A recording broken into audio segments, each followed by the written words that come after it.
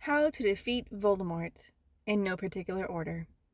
I intend for this one to be very simple, and yet sometimes it is the hardest because it is simply saying his name. The first step to solving a problem is naming the problem, acknowledging that you have a problem, and sometimes that is the hardest thing to do. So for the Voldemort in your life, it might be easy for you to say their name. It might be difficult for you to say their name because of maybe how much they've hurt you. But we need to recognize that words have significance. Words are magical in the way that we intend them, the way that they're received, the tone that we say them. And when you are casting spells in a magical world, words have power. This can be negative in the way that people were using euphemistic names instead of saying Voldemort directly.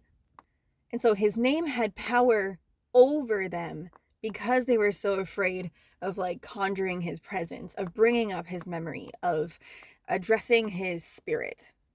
But Harry has always been able to say his name. Even the first time that he heard it from Hagrid, he said it loud enough for the whole room to hear. He's like, "Who's that?" And he has not shied away from saying his name. He's kind of perplexed about why people won't say Voldemort's name.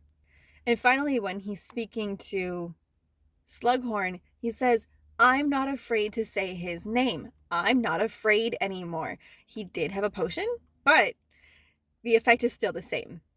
Even Hermione, smart as she is, needed some bravery and needed some time before she was able to say Voldemort's name. So just as a word is capable of being powerful over you, of making you feel afraid, making you feel alone, making you feel sad, making you feel down, all these downward energy kind of emotions, the same goes for the Voldemort in your life. And so defeating Voldemort is going to be dependent on how brave you are, how unafraid you are of facing the problem.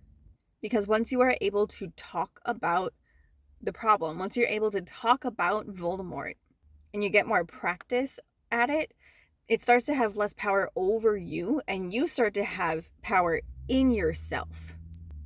And so when you start saying Voldemort's name, like, ain't no thing, no big deal, then the power that he wants to wield over people is going to be decreased.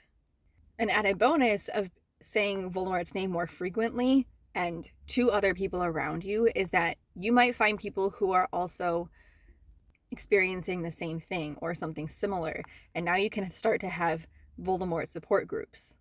How many people in here feel like they've been personally victimized by Voldemort?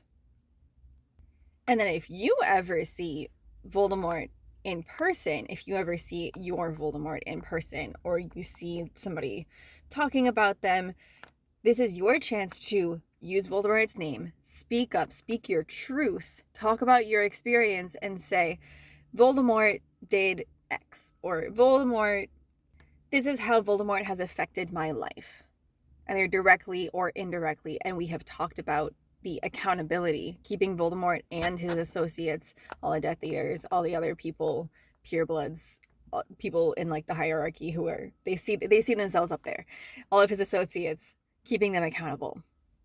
So in keeping with spooky season and facing your fears, realizing that the fear is just in your head, Voldemort can take things away from you. Voldemort does have power and can take away your bravery if you let him. And at the point when Harry was saying, "I'm not afraid," he had already lost Sirius. In a way, he had nothing to lose, but he still had all his friends. He still had Dumbledore's army. He had his own sense of fight, and he had his own driving self-preservation. He also had wicked skills with a lot of spells. So when you go to your Voldemort support group and you are talking about it, keep in contact with the people in the community, build your support systems and keep them in place. And then when you're all standing in a line saying, "Voldemort, we are not afraid of you," you no nose, snake face. When Voldemort sees that he doesn't have that much power over you, he's going to be that much more close to being defeated, because he's like, wow, they're really not afraid of me. He might lash out, but he's also going to realize that inkling, that element of his power, of his ferocity, is not there. Because when you're able to look somebody in their face and say, I'm not afraid of you, either they're going to do something to like be like, oh, I'll make you afraid of me, but then whatever. But this is also something that is going on internally with you.